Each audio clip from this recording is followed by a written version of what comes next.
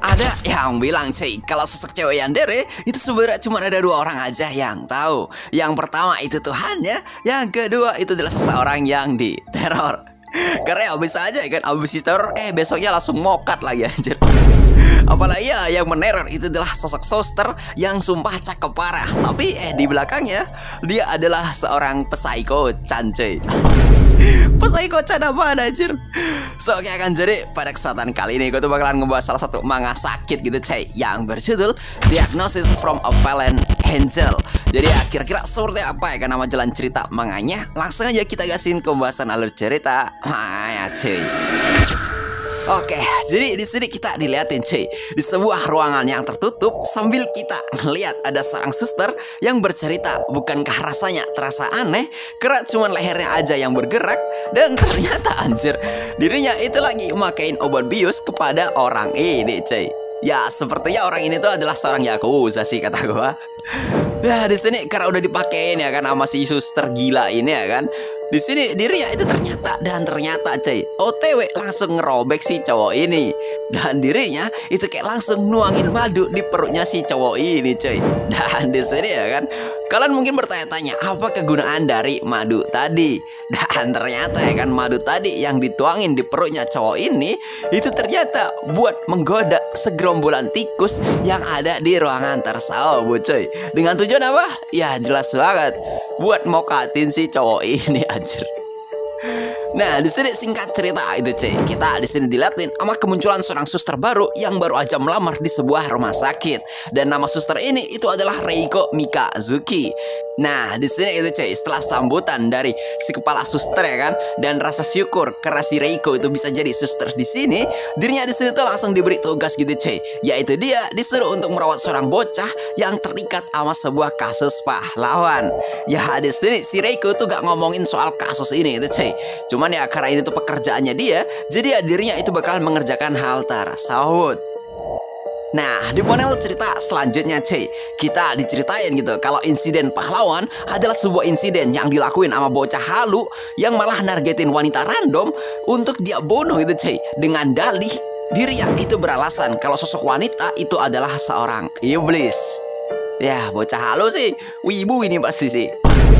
Nah, di sini cuy, setelah bocah tadi itu kayak makan satu korban berkat kehaluannya, di sini hukumnya itu kayak sangat timpang balik gitu cuy. Dimana ya si pelaku itu cuma dapat hukuman selama 4 bulan penjara karena disangka kena gangguan mental, padahal dirinya itu udah membunuh seorang gadis yang nggak ada kaitannya sama hidupnya sama sekali cuy.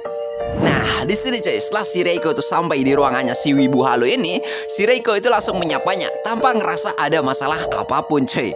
Cuman ya yang namanya disangka Kang Halu, di sini si wibu stres ini itu malah belaga kayak pahlawan anjir. Mana si Reiko itu kayak malah disangka sebagai malaikat yang datang kepadanya. Nah, di sini si Reiko itu kayak ngajak si wibu ini berbicara empat mata itu cuy. Kalau ya dirinya itu udah tahu soal ceritanya. Cuman ya karena si wibu ini tuh kayak malah ngoceh ngelantur kiri kanan ya kan. Kalau ya dunia ini tuh udah dikontrol sama demon yang ternyata demonnya itu adalah seorang wanita. Terus ya kayak ada kastil iblis yang pengen dia hampirin ya kan untuk menyelamatkan kota. Di sini si Reiko tuh kayak mau kagak mau anjir, dirinya tuh ya harus memaklumi kegilaan dari bocah ini. Mana gak gebleknya ya kan si bocah ini bilang anjir kalau ada sosok demon yang kuat, namun dirinya itu masih belum bisa mengalahkannya karena levelnya dia tuh masih rendah gitu cuy. Makanya demi ngegrading levelnya dia ya kan buat ngalahin tuh demon, dirinya tuh milih untuk mengalahkan demon yang selevel dengan dirinya. Yang lu tahu selevel sama dirinya tuh apa? Bener banget anjir, sosok cewek cuy. Ya di sini ya kan kerajaan perawatan dari si Reiko itu udah usai ya kan ke wibu stres ini, dirinya tuh mutusin untuk pergi meninggalkan ruangannya cuy. Namun ya setelah dirinya pergi, kita di sini dikasih lihat gitu kalau ya nih bocah sebenarnya kagak stres anjir. Mana ya dirinya itu nyeritain kalau 4 bulan yang lalu dirinya hanya dilanda bosen aja karena ditinggal dunia itu cuy. Kenapa? Karena belum pernah ngerasain yang namanya menikah. Dan karena dirinya tuh belum ngerasain nikah, si bocah geblek ini itu malah datang ke sebuah gedung gitu cuy buat mengincar seorang yang baru aja keluar dari acara pernikahan tersebut. Ya di sini sambil ngebawa pisau ya kan, si wibu ini itu kayak mulai nargetin orang-orang yang keluar dari gedung itu cuy. Ya di sini awalnya itu kayak ada Osan yang mau jadi target dia ya kan, tapi gagal karena ngeliat ototnya yang segede badak.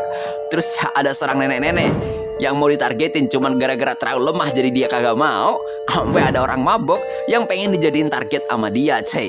Nah, ya dari semua targetnya tadi dia kagak mau anjir, karena menurutnya itu kayak gak sesuai sama levelnya, cuy. Nah, ya di sini pas ada seorang gadis random ya kan yang baru aja keluar dari gedung pernikahan tadi. Si Budongo ini ya kan itu kayak malah langsung menerkam gadis ini gitu, cuy. Malah membabi buta lah ya anjir. Mana ya awal dirinya itu kayak langsung ditingkap sampai beberapa puluh kali, cuy. Bahkan sampai mampus, cok. Dan setelah semua dosa ya kan yang dilakuin sama si ibu ini, si ibu ini bilang gitu kalau dirinya itu kagak mau, coy, ngeliat seseorang lebih bahagia darinya. Dan bahkan gilanya nih orang ya kan itu kayak malah coli ngebayangin kalau dirinya itu lagi ngebunuh cewek tadi gitu, cuy. Anjir, stres, cok, kata gue sih. Ya, di momen setelahnya ya kan, di sini si ibu ini bilang kalau yang dirinya itu pengen banget mengkill seseorang lagi, cuy. Tapi ya gara-gara terjebak di rumah sakit, jadinya bingung buat cari target gitu, cuy. Sampai di sini, gebleknya ya kan, nih orang itu malah ngejadiin si Reiko sebagai target selanjutnya, cuy. Ya di sini itu, cuy.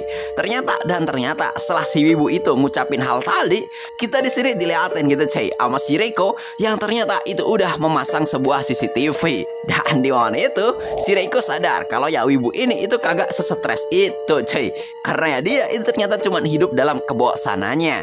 Dan ya setelah si Reiko tuh ngeliat kejadian tadi ya kan, di keesokan harinya si Reiko itu jadi balik gitu, cuy, bertemu sama si ibu ini buat ngasihin makanan, cuy. Ya di sini setelah ngasih makan ya kan kepada si ibu tadi, si Reiko tuh mutusin untuk mengambil CCTV, cuy. Ya di sini ya kan, karena pada akhirnya kedoknya si ibu itu udah kebongkar ya kan di matanya si Reiko. Di sini kagak pakai lama gitu, cuy. Si Reiko itu kayak langsung menyekap si ibu ini. Bahkan ya gilanya langsung disekap di ruangannya, cok.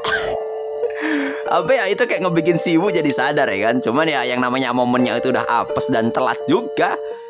Si ibu ini ya kan yang udah disekap jadi malah panik seketika, anjir. Tahu ya di sini si Reiko tuh kayak ngasih bukti itu, cuy, kalau ya si ibu ini itu ya sebenarnya kagak halu-halu banget. Ya di sini ya kan, karena kedoknya itu udah terbongkar, si Reiko bilang kalau dirinya itu tahu kalau ibu ini itu cuma pengen melampiaskan kebosanannya lewat membunuh seorang cewek random. Dan menurut si Reiko, hal tadi gak lain dan gak bukan adalah sebuah kebodohan belaka, cuy. Dan di sini kagak pakai lama gitu, cuy. Si Reiko itu langsung ngeluarin sebotol obat, anjir. Reiko kagak tahu obat apa deh kan, dan nggak pakai lama ya kan, di sini dirinya tuh kayak bilang kalau lu tuh gak lain dan gak bukan adalah seorang iblis. Dan di sini si Reiko gak basa-basi, anjir. Dirinya itu langsung ngebuka masker dari si ibu ini sambil nuangin sebotol obat tadi yang sampai itu ngebikin si cowok ini mampus gara-gara overdosis, cuy. Kata gue sih lega sih ya kan kalau kita ngelihat dosa dari si wibu halu ini ya kan, yang pengen ngebunuh cewek random gara-gara kagak punya cewek, anjir. Kagak logis banget sih kata gue. Ya, jadi ya pesan moral pada konten kali ini ya kan, jangan sampai kalian jadi halu gara-gara kagak punya cewek, anjir. Ya, kagak apa-apa sih kalian sama waifu kalian ya kan, sekalipun dipandangkan orang pasti ya sama aja sih stres, cuman ya masih dalam takaran yang normal sih kata gue. So mungkin sekian dulu ya kan konten kali ini. Gue udah undur diri. See you next time. Sampai jumpa lagi, cuy.